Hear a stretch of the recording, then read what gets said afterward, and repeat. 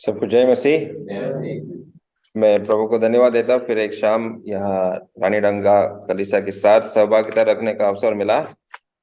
আমি প্রভুকে ধন্যবাদ জানাই কি আরেকটা এরকম সন্ধ্যাকালীন সময় রানীডাঙ্গা মণ্ডলীর সাথে ব্যতীত করার জন্য আমাকে সৌভাগ্য প্রাপ্ত হয়েছে। और हम लोग मार्कुस का किताब का पढ़ाई कर रहे हैं। আর আমরা মার্ক লিখিত সুসমাচার পুস্তক থেকে আমরা পাঠ করছিলাম। और यहाँ हम लोग 13वां अध्याय तक पहुंच गए। আর আমরা 13 অধ্যায় পর্যন্ত পাঠ করেছিলাম। और 13वां अध्याय में प्रभु यीशु मसीह भविष्यवाणी कर रहा है। এই 13 অধ্যায়ে প্রভু যিশুর আমরা ভবিষ্যৎ বাণীকে আমরা দেখতে পাই। और ये बाइबल का एक अद्भुत बात है कि बाइबल में भविष्यवाणी की चीजें लिखे हैं। আর এটা একটা আশ্চর্যকর বিষয় যে এই পবিত্র বাইবেলে প্রভু যিশুর ভবিষ্যতের কথাগুলো এখানে লেখা হয়েছে। और इस प्रकार के भविष्यवाणी जो सच होता है दूसरे कोई भी किताब में आपको नहीं मिलेगा। আর বাইবেল পুস্তক থেকে যে ভবিষ্যৎবাণীগুলো সত্যিকারের আজকের দিনে যে পূরণ হচ্ছে সেই রকম ভবিষ্যৎবাণী আর অন্য কোনো ধর্ম পুস্তকে পাওয়া যায় না। तो इसलिए अभी कुछ भविष्यवाणी हम लोग पढ़ने वाले हैं और प्रभु यीशु मसीह आगे आने वाले दिनों में क्या क्या घटना होगा इसके बारे में लिखा है। আর আগামী সময়ে যে ঘটনাগুলো হবে সেই সব সম্বন্ধে এই বাইবেল পুস্তকে আমরা পেয়ে থাকি। लेकिन उससे पहले मैं एक छोटा सा एक क्लिप 1 मिनट का क्लिप मैं दिखाने वाला, जो नौजवान लोग हैं ये फिल्म आपने शायद देखा होगा और ये एक घटना यहाँ पर होता है, तो स्क्रीन पे थोड़ा ध्यान दीजिए। আমরা বাইবেল থেকে পাঠ করার আগে আমাদের সামনে একটা ছোট একটা ল্যাপটপ স্ক্রিন রাখা হয়েছে, সেখানে আমরা একটা ছোট একটা অংশ দেখব। Your brothers. Two mustard, please. Thanks, Mama. Got it. Nate, mayo or mustard? How about ketchup? Ketchup. Elbow. Good job, Hawkeye. Look at your arrow. Hey guys, enough practice. Soup's done. All right. We're coming. We're hungry. Now let's go. तो यहाँ उसका बेटी गायब होता है। Lila. আমরা দেখতে পাই যে তার Honey. যে পুত্রী কন্যা রয়েছে সেখান থেকে গায়েব হয়ে গেল। फिर उसका पत्नी जो वहाँ पिकनिक के लिए कुछ खाना बना रही थी वो भी गायब हो जाती है। আর তার স্ত্রীও যে ঘরে খাবার বানাচ্ছিল সেও অদৃশ্য হয়ে যায়। और ये Babe. एंड गेम करके एक एवेंजर्स का एक फिल्म है এটা একটা হলিউডের একটা ফিল্ম। और उसमें से ये क्लिप हमने निकाला। আর সেই ফিল্ম থেকে আমরা এই ছোট্ট একটা ক্লিপকে আমরা বের করে আনি। और शायद नौजवान लोगों ने ये फिल्म देखा होगा। আর যারা যুবকেরা এখানে আছে তারা নিশ্চয়ই এই ফিল্মটা একবার দেখেছেন। लेकिन इस कहानी का बात कुछ और है, लेकिन यहाँ से रैप्चर के बारे में एक चीज हम लोगों को देखने को मिलता है। এই ফিল্মের এই মুভির গল্প তো আলাদা, কিন্তু এখানে আমরা প্রভু যিশুর যে কলিসিয়াকে উঠিয়ে নেওয়ার একটা ঘটনাকে আমরা দেখতে পাই कि अचानक लोग गायब हो जा रहे हैं। কি হঠাৎ করে কি মানুষ এই পৃথিবী থেকে অদৃশ্য হয়ে যাচ্ছে। ये बाइबल में भविष्यवाणी किया गया कि इस प्रकार की चीजें भी होगा। আর বাইবেল পুস্তকে এরকম ভবিষ্যৎবাণী করা আছে যে এরকম ধরনের ঘটনা হবে। इसको इंग्लिश में हम रैप्चर कहता है, इंग्लिश रैप्चर बोले और बांग्लाते, और रैप्चर का मतलब है जो प्रभु यीशु मसीह पर विश्वास करते हैं उनको स्वर्ग उठा लिया जाएगा। जे केउ प्रभु यीशु के विश्वास करे ताके स्वर्गे उठिয়ে নেওয়া হবে। क्यों? क्योंकि बहुत ही संकट का दिन आने वाले हैं। কেননা আগামী সময় बहुत क्लेशेर समय আসবে। और उस संकट से बचाने के लिए प्रभु यीशु मसीह अपने लोगों को इस दुनिया से उठा लिया जाएगा।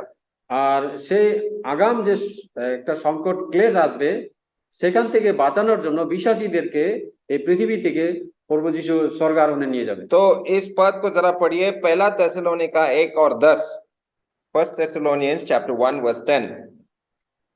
ये उस दिन होगा जब वो अपने पवित्र लोगों में महिमा पाने और सब विश्वास करने वालों में आश्चर्य का कारण होने को आएगा, क्योंकि तुमने हमारी गवाही की प्रतीति की।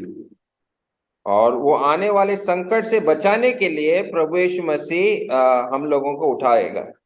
আর আগামী সময় যে সংকট ক্লেশ আসবে সেখান থেকে বাঁচানোর জন্য প্রভু যীশু আমাদেরকে স্বর্গে নিয়ে যাবেন। वो साफ साफ लिखा, हिंदी में ऐसे लिखा है, जो हमें आने वाले प्रकोप से बचाता है।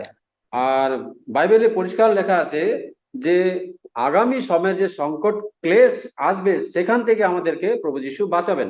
और वो क्या संकट आने वाला है वो मार्कुस का 13वां अध्याय में हम लोग पढ़ते हैं।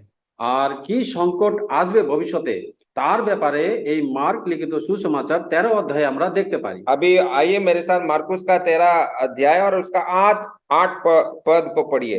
আর 13 मार्कुस 13:8 पद के আমরা দেখব।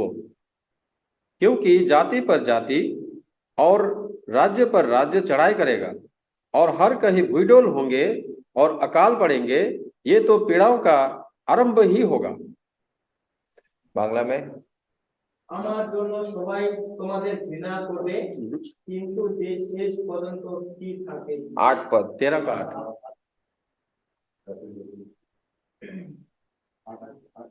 8 এক জাতি অন্য জাতির বিরুদ্ধে, এক রাজ্য অন্য রাজ্যের বিরুদ্ধে যুদ্ধ করবে। অনেক জায়গায় ভূমিকম্প ও দুর্ভিক্ষ হবে, কিন্তু এই সব কেবল যন্ত্রণার আরম্ভ। ओके, तो ये पीड़ाओं का आरंभ करके लिखा है वहां पर।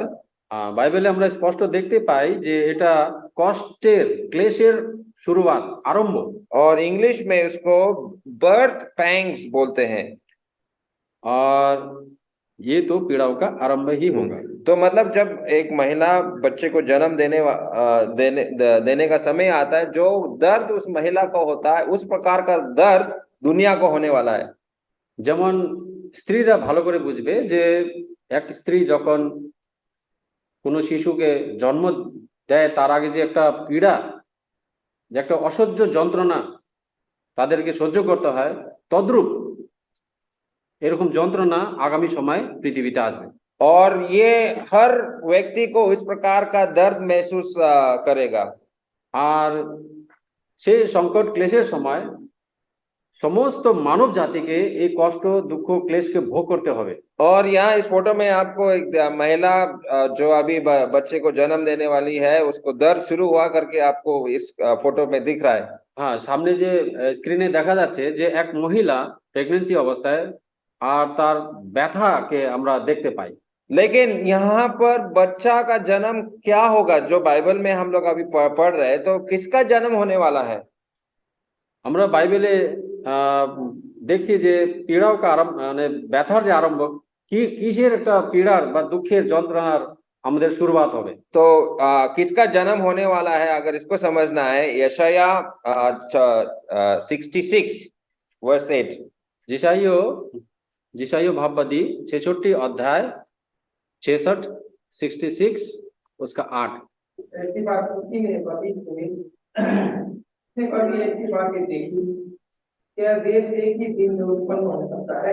क्या एक जाति क्षण मात्र में ही उत्पन्न हो सकती है? क्योंकि जीवन को प्रसव पीड़ा हुई थी कि उसके संतान उत्पन्न हो गए। हाँ, तो यहाँ पर इस्राएल देश के बारे में भविष्यवाणी किया गया कि एक दिन में इस्राएल का जन्म होने वाला है।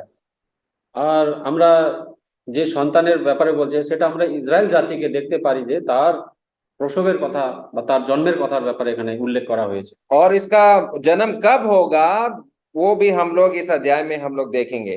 আর সেই ইসরায়েল জাতির জন্ম কবে হবে তার ব্যাপারেও আমরা এখানে দেখতে পাই। तो मतलब एक बहुत बड़ा चमत्कार होने वाला है उस पीड़ा खत्म होने के बाद। আর অদ্ভুত একটা কার্য হতে চলেছে তাদের জন্মের পরে। अभी वो पीड़ा जो दुनिया पे आने वाला है वो 7 साल के लिए होने वाला है। আর যে ক্লেশ এই পৃথিবীতে আসবে সেটা হচ্ছে 7 বছরের জন্য। और वो परमेश्वर इस दुनिया के ऊपर न्याय भी करेगा। আর প্রভু পরমেশ্বর এই পৃথিবীকে ন্যায় করবেন। अभी इन सारे पदों को पढ़ने का जरूरत नहीं, लेकिन यशायाह 13 अध्याय 6 से 8 अगर आप पढ़ेंगे, वहां पर बेबीलोन देश के ऊपर उनका न्याय हुआ था। আর এশাইও 13 অধ্যায়ে যখন আমরা পড়ি, সেখানে ব্যাবিলন বলে একটা শহর ছিল, দেশ ছিল, তার ন্যায়ের কথার ব্যাপারে আমরা দেখতে পাই। और वहां पर भी इस प्रकार का एक महिला जिस प्रकार का दर्द महसूस करता है बच्चे का जन्म देते समय, वो पीड़ा उस देश के ऊपर भी हुआ था, बेबीलोन देश के ऊपर।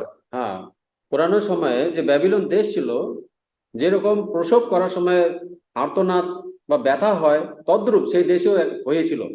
और वो परमेश्वर का न्याय सिर्फ बेबीलोन के ऊपर नहीं, लेकिन पूरा दुनिया जो पाप में गिरा है उनके ऊपर ये न्याय होगा। আর ঠিক তদ্রূপ যে ঈশ্বরের ন্যায় আর সেই যে পীড়া, যারা এখনো উদ্ধার পায়নি, যারা ঈশ্বরকে এখনো চেনেনি, তাদের উপর সেই সংকট ক্লেশ আসতে চলছে। और जो कुछ भी पाप में एक देश करता है इतने साल, उसका परिणाम क्या होगा, वो परमेश्वर का न्याय। আর যে পাপের পরিণাম, যে দেশের পাপে পরিপূর্ণ, তাদের ন্যায় পরমেশ্বর করতে চলেছেন।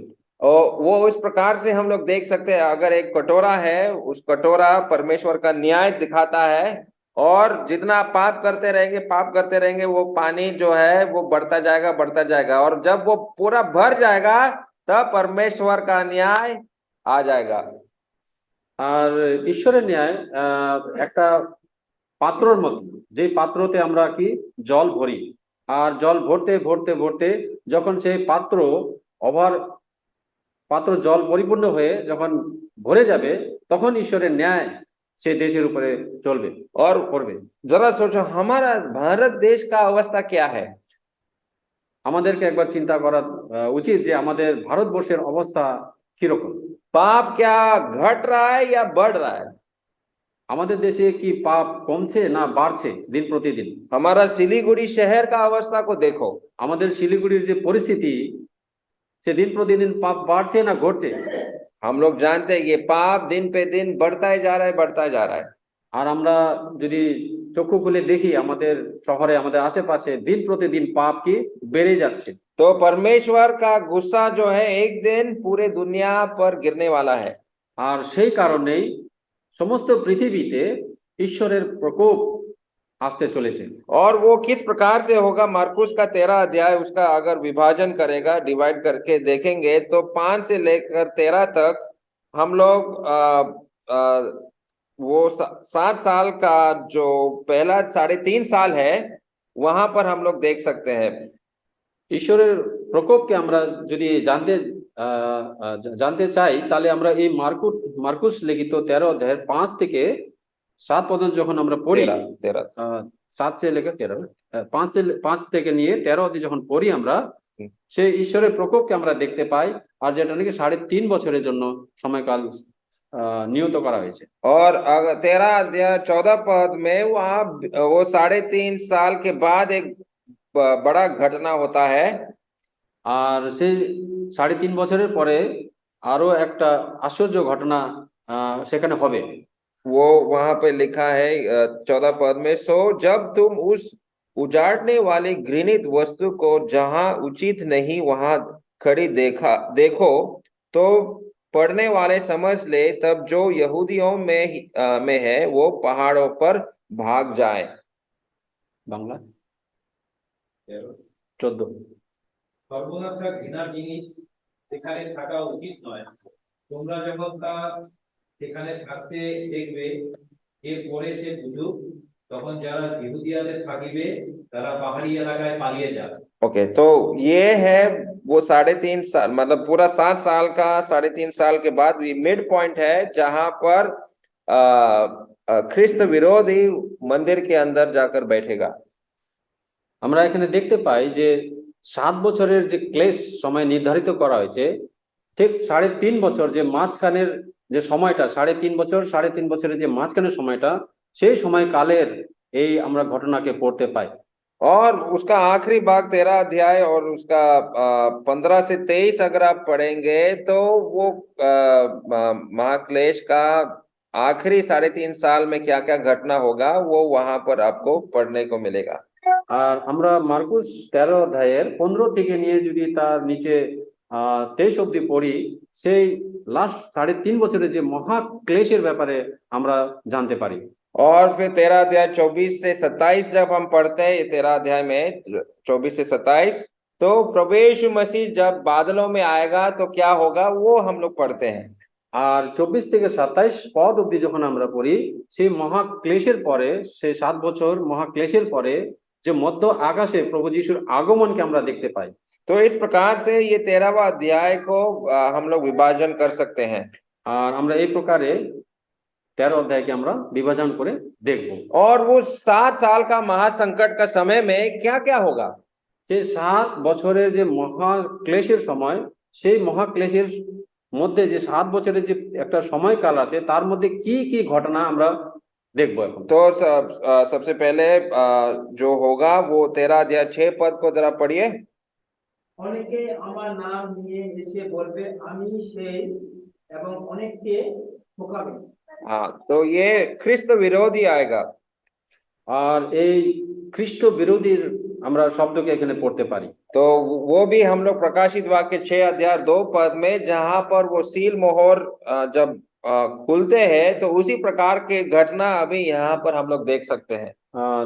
যেরকম প্রকাশিত বাক্য 13 অধ্যায় 6 পদে আমরা খ্রিস্ট বিরোধীর ব্যাপারে আমরা পড়ি, তদ্রূপ এখানে তার সারাংশকে আমরা এখানে দেখতে পারি যে তার শুরুआत। तो अगर आप लोगों को याद है, प्रकाशित वाक्य का 6 अध्याय में वहां पर एक स्क्रोल या एक परमेश्वर का वचन लिखा हुआ वो कागज जो था, उसके ऊपर 7 अलग अलग सील मोहर लगा हुआ था।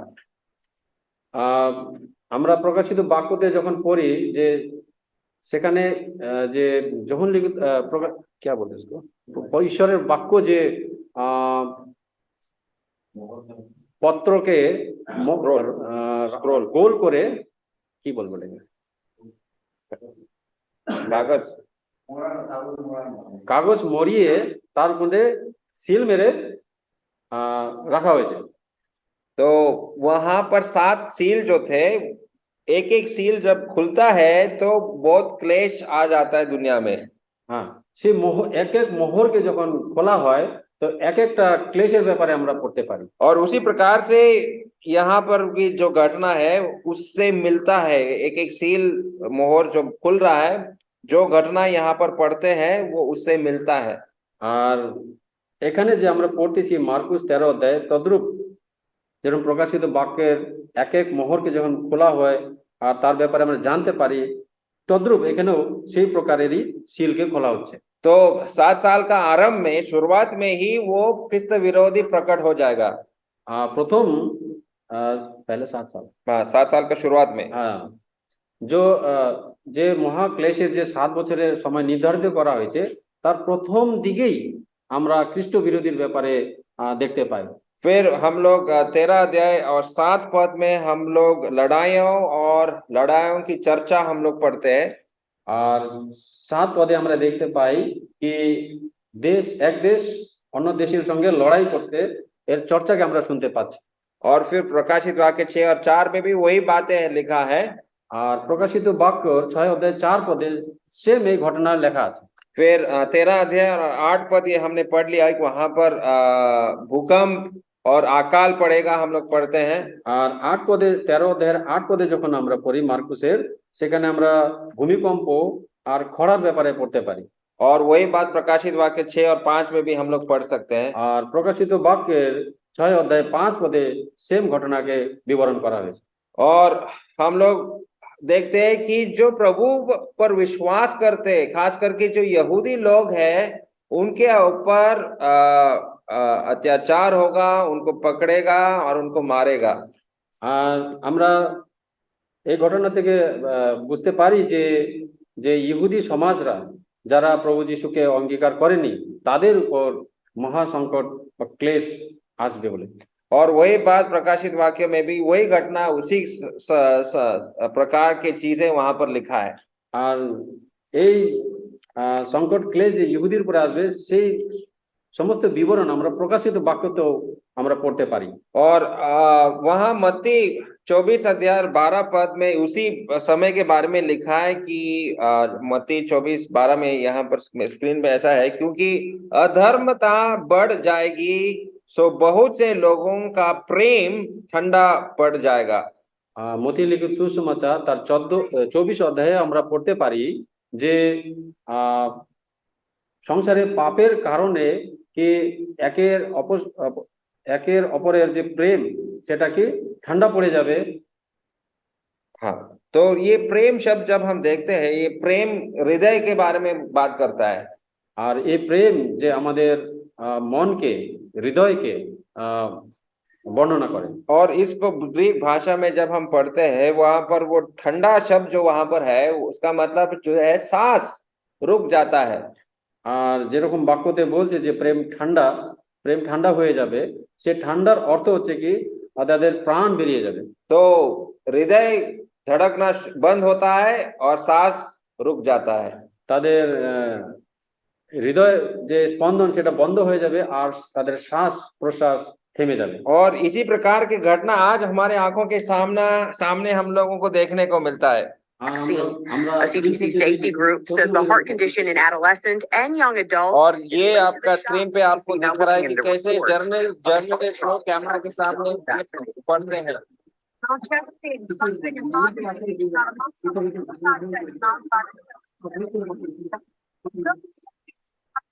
और ये हमारा देश में भी हो रहा है। हम लोग देखते हैं कि लोग जो है इसी प्रकार से टीवी के सामने मोबाइल के वीडियो करते समय वो लोग गिर पड़ते हैं।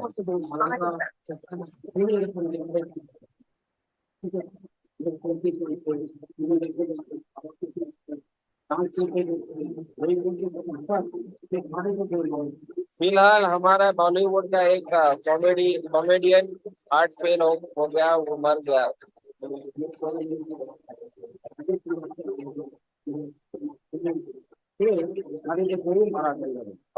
तो ये सारे इस प्रकार के भविष्यवाणी किया गया बाइबल के अंदर, इस प्रकार की चीजें होंगी। আর এই প্রকারের সমস্ত ঘটনা এক সময় হবে বাইবেলের আগে থেকে उन लोगों का हृदय ठंडा हो जाएगा, मतलब हृदय फेल हो जाएगा, हार्ट अटैक आ जाएगा। হৃদয় ঠান্ডা হয়ে যাবে, তার মানে কি তাদের শ্বাস বন্ধ হয়ে যাবে, তাদের হার্ট অ্যাটাক হয়ে তারা মারা যাবে। और ये प्रभु यीशु मसीह 2000 साल पहले भविष्यवाणी किया गया था कि इस प्रकार की घटना जो कभी हुआ नहीं, ऐसे घटना होने लगेंगे। আর প্রভু যিশু আজকের থেকে 2000 সন আগেই এইসব কথাবার্তা যে এমন সমস্ত জিনিস অঘটন জিনিস হবে যেটা আমরা কোনোদিন কল্পনাও করতে পারিনি, আর সেটা আজ দিন প্রতিদিন আমরা দেখতে পাই। जब 2020 में मार्च का महीना ही था जब पूरा दुनिया लॉकडाउन में चला गया।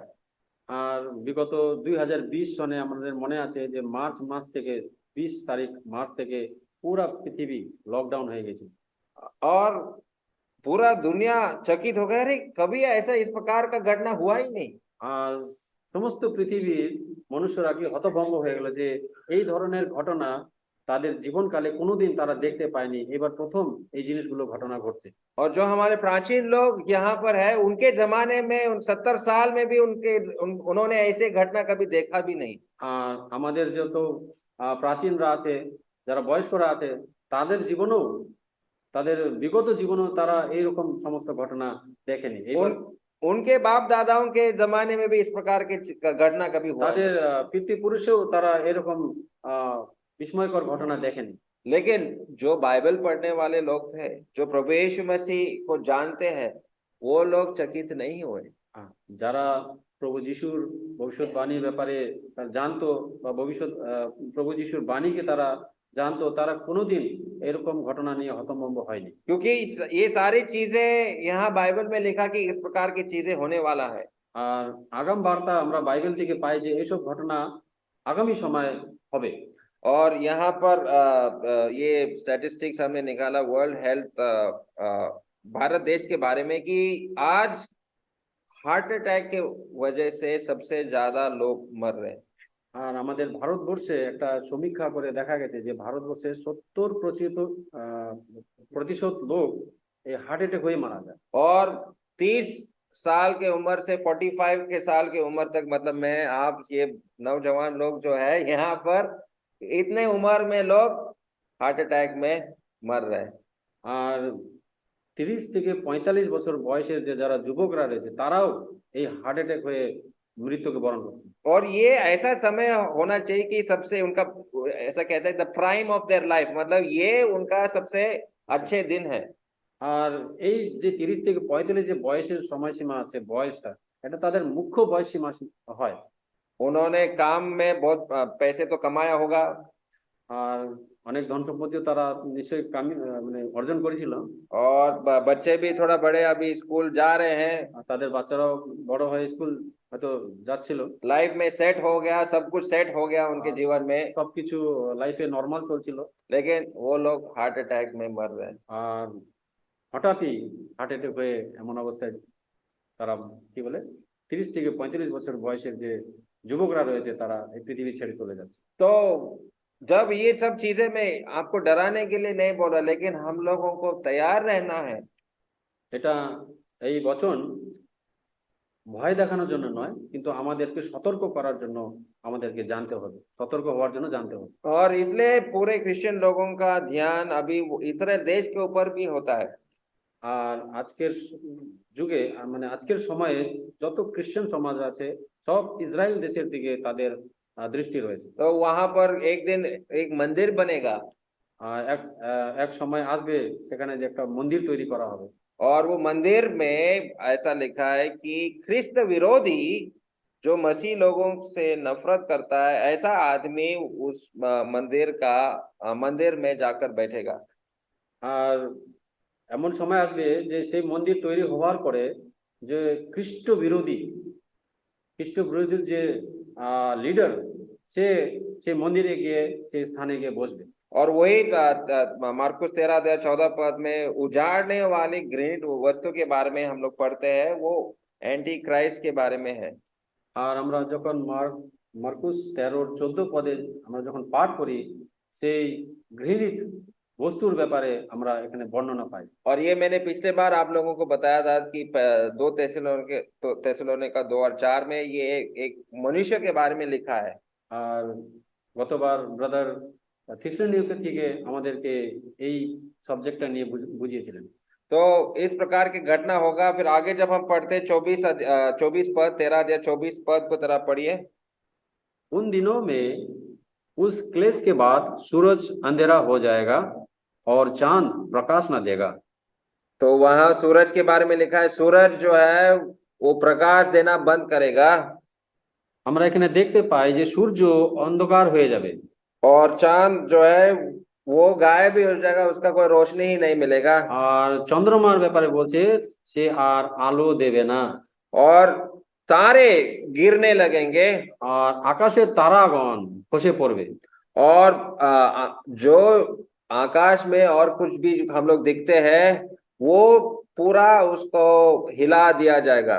আর আকাশে চন্দ্র তারা আর সূর্য ছাড়া আরো যে শক্তি কিছু জিনিস যদি থাকে সে সমস্ত কিছু এদিক থেকে ওদিক হিলানো যাবে। और रात में जब हम तारों को देखते बहुत सुंदर दिखता है।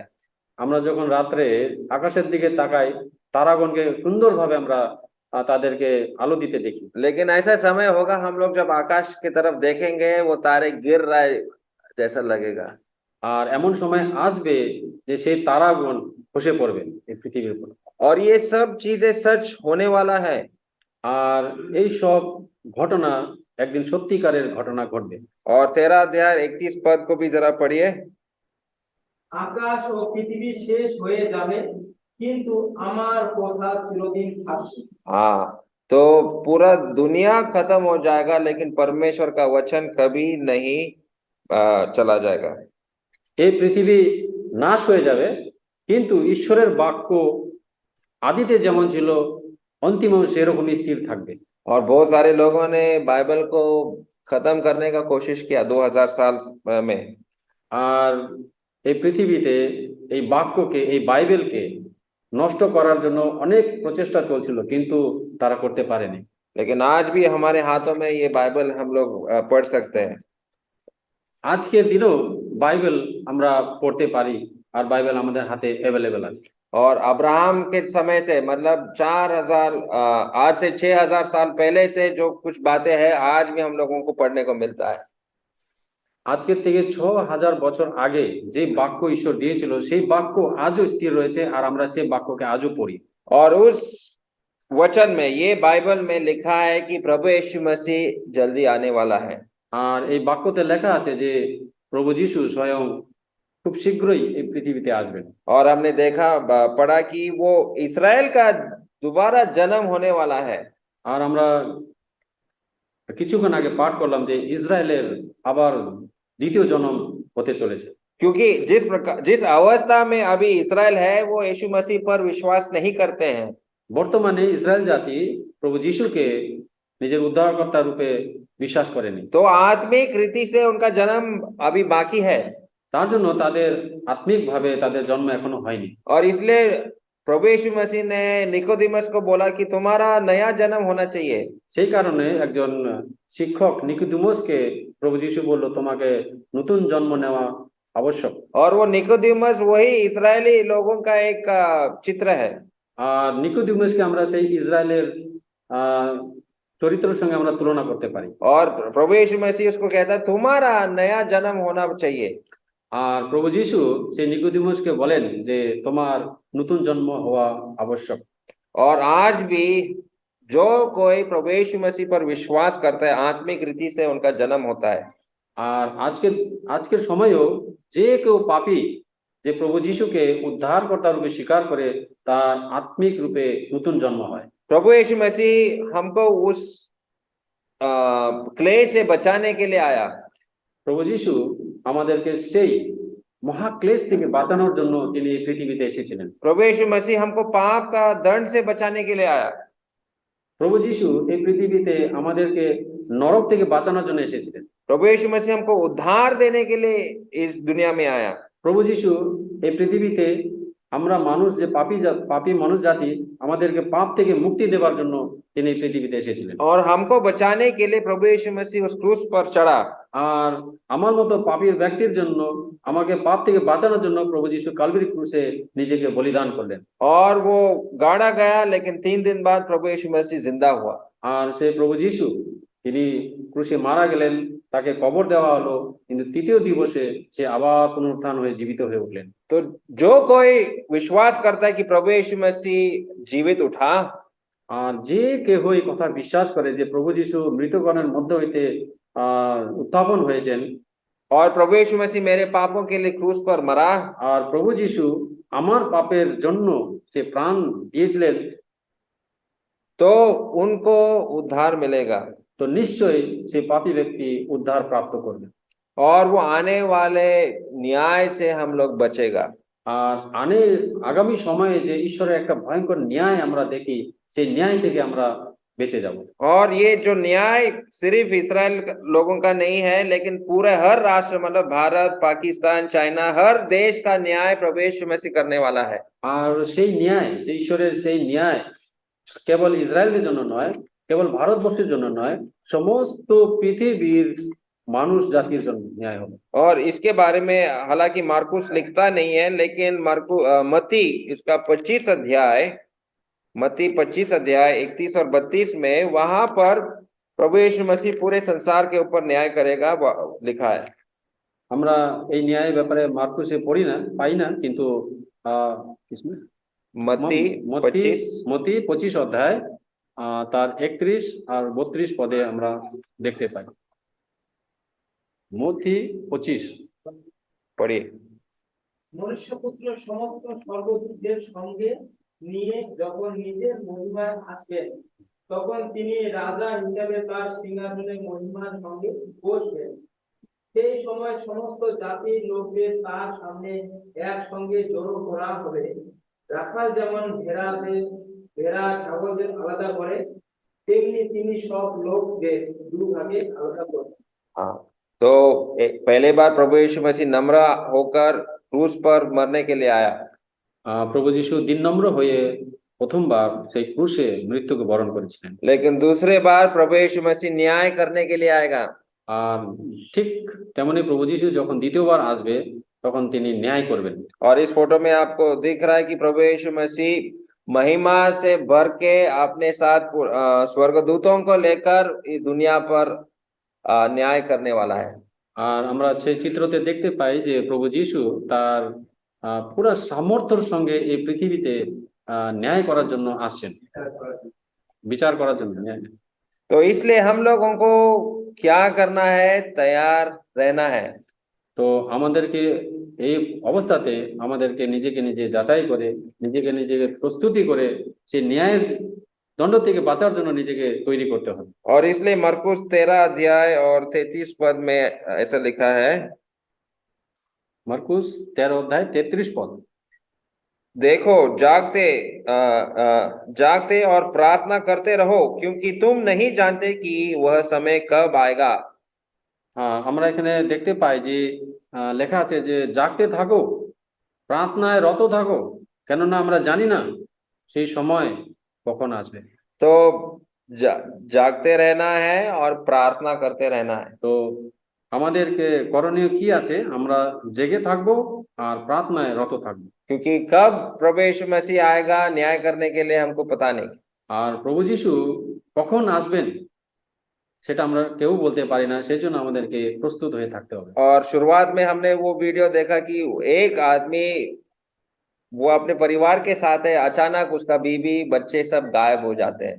আর আমরা প্রথমে যে ভিডিও ক্লিপে দেখলাম সেখানে সে পুরুষ তার স্ত্রী তার সন্তান এর সঙ্গে একসাথেই সেখানে খেলাধুলা করছিল, কিন্তু কিছু মুহূর্তের মধ্যে তার স্ত্রী আর তার সন্তান অদৃশ্য হয়ে যায়। हाँ, प्रभु यीशु मसीह ऐसा ही जो विश्वासी लोग हैं, जो प्रभु यीशु मसीह पर विश्वास करते हैं, उनको स्वर्ग लिया जाएगा। তদ্রূপ যারা প্রভু যিশুতে বিশ্বাস করেন তাদেরকেও ঠিক তেমনই প্রভু যিশু তাদেরকে স্বর্গে নিয়ে যাবেন। लेकिन जो रह जाएगा उनके ऊपर परमेश्वर का न्याय होगा।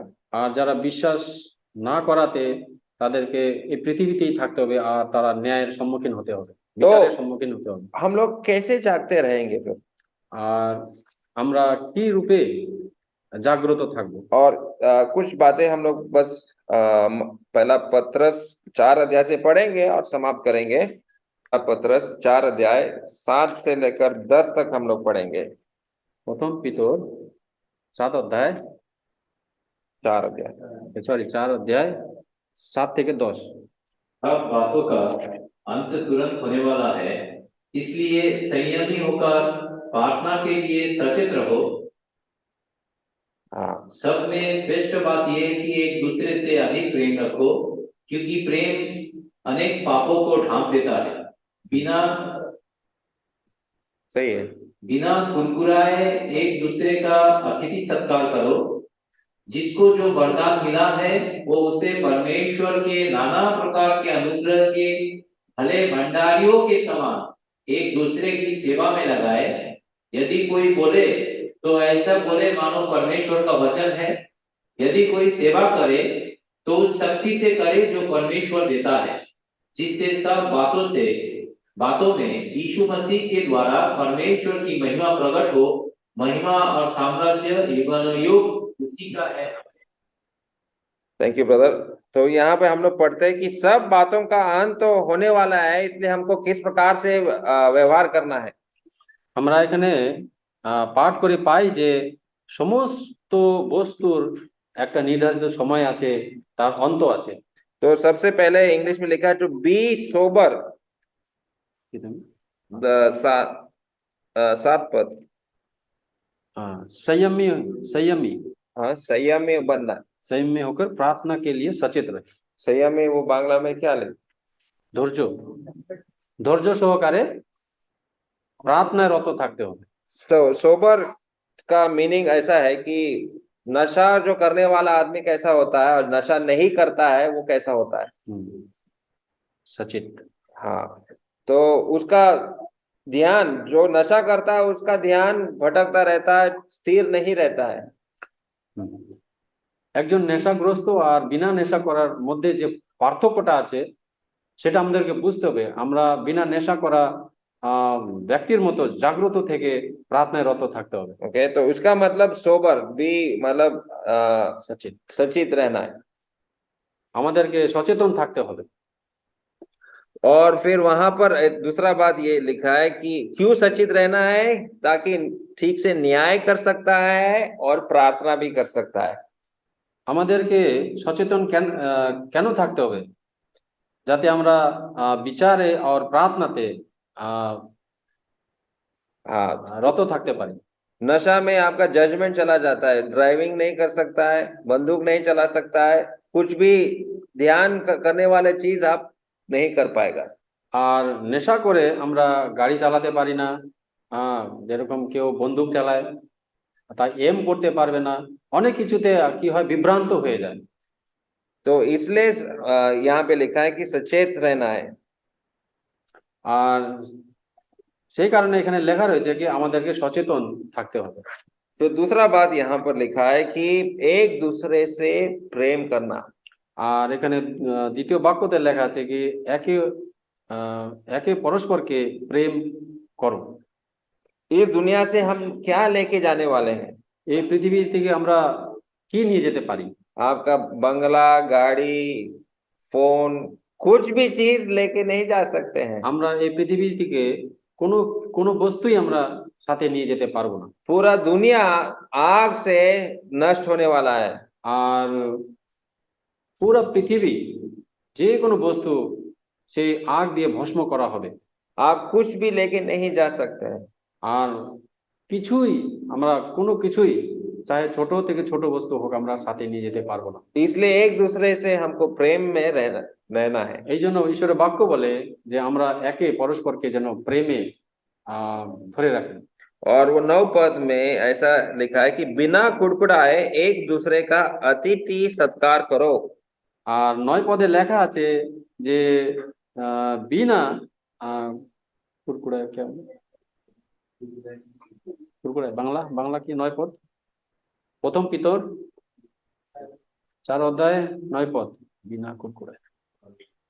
কোন রকম বিরক্তি প্রকাশ না করে তোমরা একে অন্যকে অতিথি হিসেবে বিনা বিরক্তিতে আমরা যেন অতিথি সৎকার করতে পারি। और ये एक खास बात है मसीह लोगों के बारे में, আর বিশ্বাসীদের জন্য এটা বিশেষ একটা বাক্য প্রভু আমাদেরকে দিয়েছেন कि हम लोग दूसरे लोगों का अतिथि सत्कार करते हैं। কি আমরা যে এক ভাই অন্য ভাইকে বা অন্য লোককে যে কি রকম ভাবে আমরা অতিথি সৎকার করি। और ये हमारा एक क्या बोलेगा, आइडेंटिटी होना चाहिए। আর এটা আমাদের একটা পরিচয় হওয়া দরকার, প্রেম। अन्य जाति के लोग बोलना चाहिए ये लोग बहुत अच्छे हैं, हमारा बहुत अच्छा सम्मान करते हैं। আর আশেপাশে যত বিজাতি লোক আছে তারা যেন আমাদের উদাহরণ দিতে পারে যে এরা সত্যিকারের, এরা ঈশ্বরের লোক। इंग्लिश में गाना we are known by our love। আর একটা গানে লেখা আছে যে আমরা কি করে আমাদেরকে পরিচয় দিই, আমাদের প্রেম দ্বারা আমাদেরকে আমরা পরিচয় যেন আমরা দিতে পারি। तो इस प्रकार से एक दूसरे का, सिर्फ विश्वासी भाइयों का नहीं, लेकिन अन्य जाति लोगों को हम लोगों को इनवाइट करके उनका अतिथि सत्कार करना चाहिए। কেবল বিশ্বাসীকে নয়, আমরা অবিশ্বাসীকেও ঘরে আমন্ত্রণ করে তাদেরকে অতিথি সৎকার আমরা করতে পারি। और आखिरी चीज वहां पर लिखा है कि एक दूसरे का सेवा करना है। আর অন্তিমে এই কথা লেখা আছে যে একে অপরকে সেবা করার ব্যাপারে। तो ये अंत आने, जब हमको पता कि दुनिया का अंत आने वाला है, तो इस प्रकार से मुझे अपना जीवन को जीना है। আর যত কাছে এই অন্তিম দিন আসছে তত সেই সময় আমরা সেই মুহূর্তে সেই দিনগুলোকে আমরা কি করব, একে অপরকে প্রেমে, একে অপরের সেবাতে, অতিথি সৎকারে আমরা যেন সময়কে কাটাতে পারি। हाँ, सचेत रहना है, সচেতন থাকতে হবে, एक दूसरे से प्रेम करना है, একে অপরকে প্রেম করতে হবে, अतिथि सत्कार करना है, আর বিনা কুরকুরে কি বলা, বিনা বিরক্তিতে আমরা যেন অতিথি সৎকার করতে পারি। और एक दूसरे का सेवा करना है। আর আমরা একে অপরের জন্য সেবা করতে হবে। तो प्रभु हमें सहायता करे इस प्रकार से हम अपने जीवन को जीने के लिए। প্রভু আমাদেরকে সকলকে অনুগ্রহ করুক যেন আমরা এই সব বাক্যকে মাথায় রেখে আমাদের বাকি জীবনকে ব্যতীত করতে পারি। क्योंकि प्रभु यीशु मसीह बहुत जल्दी आने वाला है। আর প্রভু যিশু শীঘ্রই এই পৃথিবীকে বিচার করতে আসবেন। प्रभु यीशु मसीह के नाम की महिमा हो। প্রভু যিশুর নামে মহিমা হোক। Thank you. ধন্যবাদ।